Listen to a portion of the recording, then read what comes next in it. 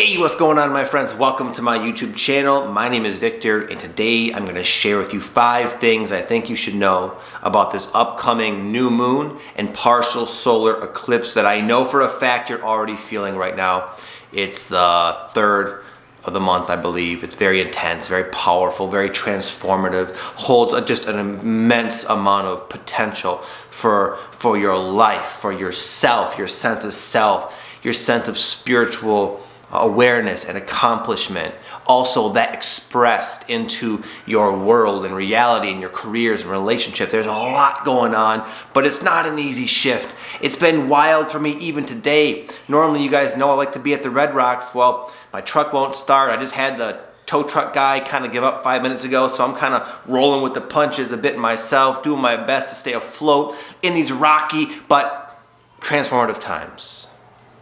Anyway, you're probably waiting for the 5 things, I imagine. Let's do it. 5 things you should know about this powerful alignment taking place right now. Number 1 is there is a lot coming up at once. You might be having relationship, like deep, powerful, and challenging relationship struggles and issues and complications coming up.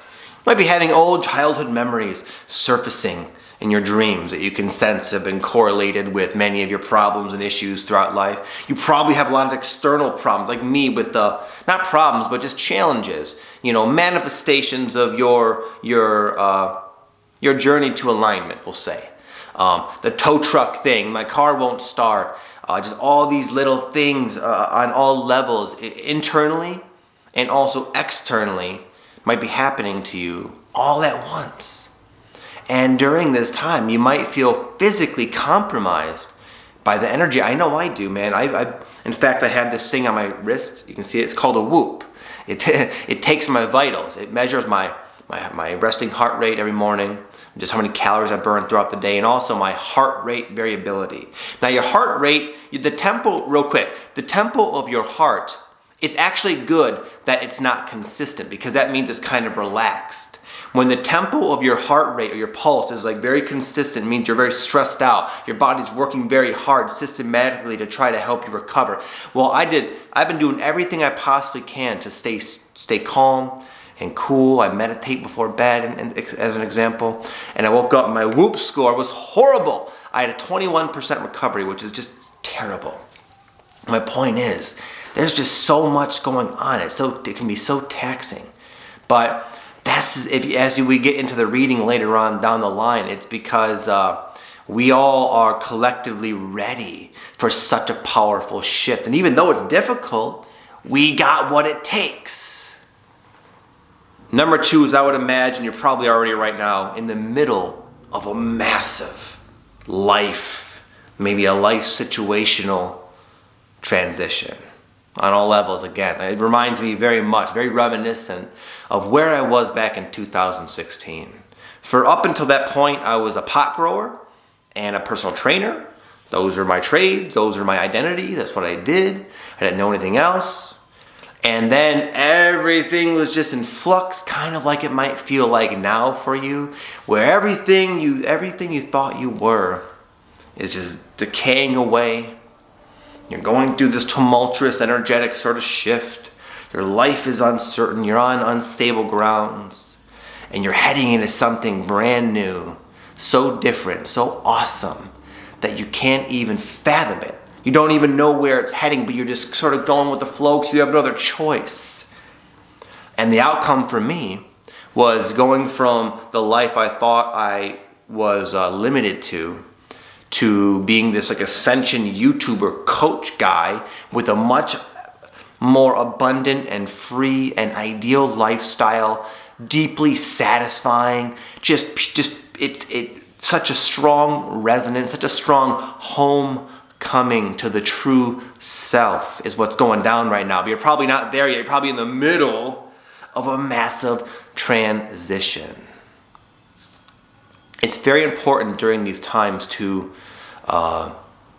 stay in your intuitive space, because a lot of times you might find your mind can start quickly taking stock of the situation. Well, this isn't right. Well, this is a mess. Well, this isn't working. I have no idea where I'm going. I can't lie to myself. Yeah, there's that certain semblance of faith that washes over me from time to time, but that's gone. All I have is my analytical reasoning. What I'm looking at right now, the data of my life is freaking nuts. It's crazy. And then we can get ourselves all worked up. Well, you can't afford to do that because they're already being taxed physically by the energetic transformation taking place. You need to be in your zone. You need to be in your center. And I know it's not easy. It's probably harder than ever. And yet that's what's got to be done.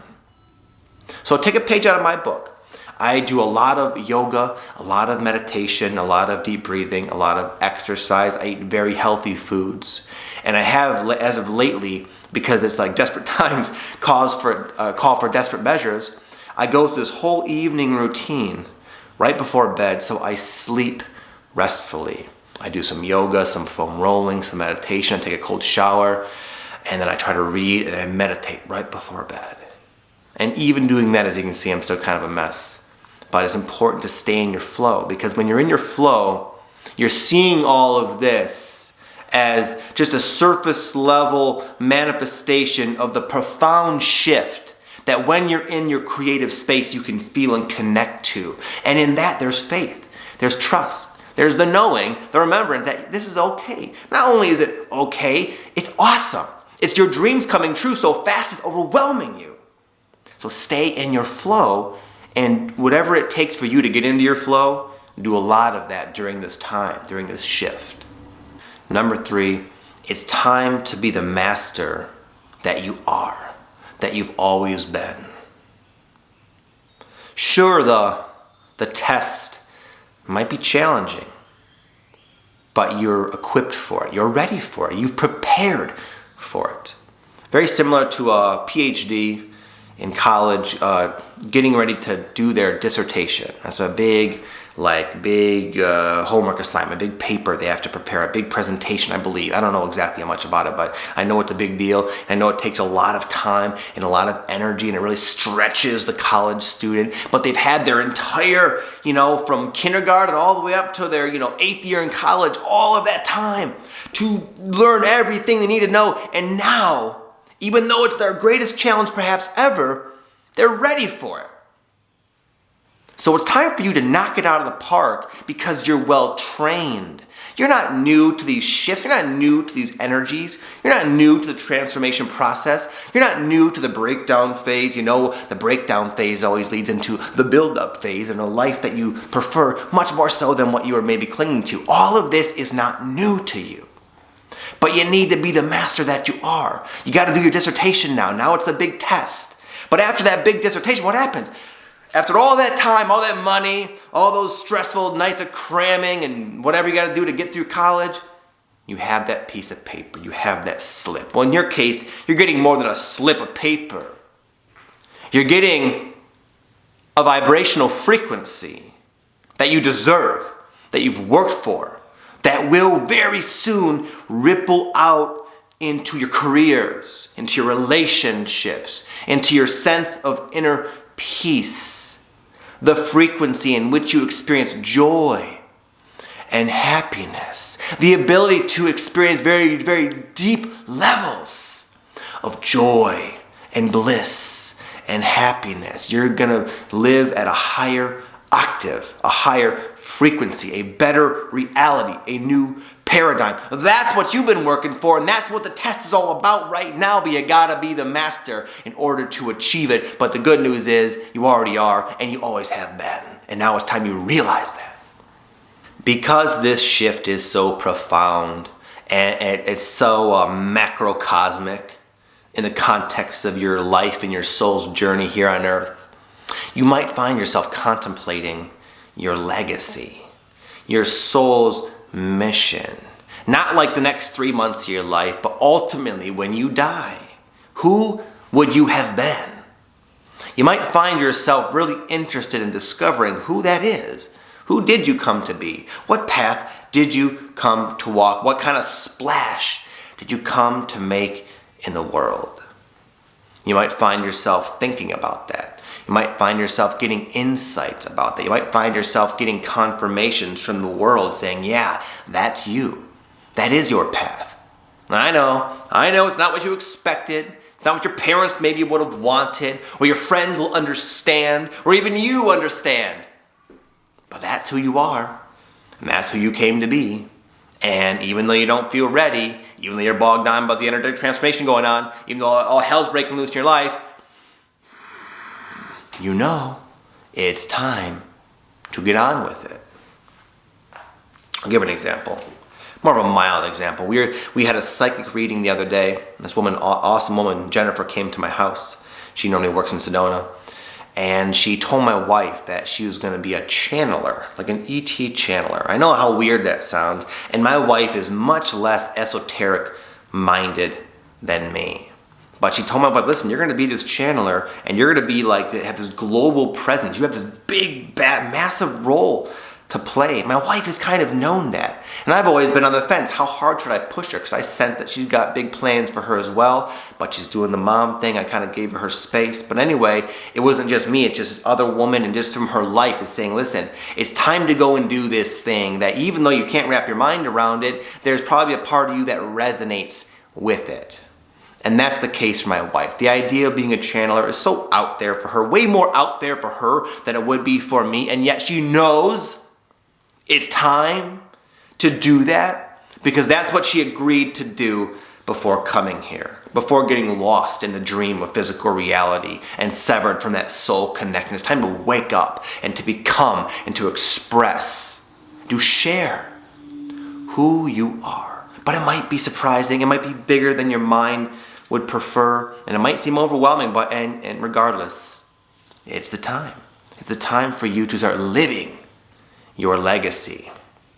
Number 5, as you roll through these changes, exhibiting, maybe much to your own surprise, the attributes of your own mastery that you've cultivated, you'll find yourself ripe with potential for a quantum leap. A quantum leap. You living your legacy. It's not just about, I came to do this job for others. It's, I came to return home to myself, which just so happens to have this job and legacy as an expression. But the primary focal point is the alignment with yourself, with your real soul's essence. And when you start to live from that essence within yourself, the truth of who you are, there is a quantum leap you take in your life. As I mentioned before, I know sometimes we go through an awakening and we attract learning lesson type of relationships. We attract learning lesson type of jobs, careers, life situations that are far from ideal, far from our preference, all to push us out of who we thought we were and into who we've always been. And that's what this time is about. But the ramification is a quantum leap. It's a massive improvement in all those things. There will be no need for the stimuli to push you out of who you aren't and into who you are when you become who you've always been. Then you have the reflections of that clean alignment. Okay, my friends, my camera cut out, but I want to say I hope you guys have an amazing day, and I wish you all nothing but the best with this shift. It is my hope that you're able to dip into your courage and your strength and your faith and your knowing. And if you can do that, which of course you can have a beautiful blossoming this new moon. Okay, namaste, my friends. Be strong. Peace.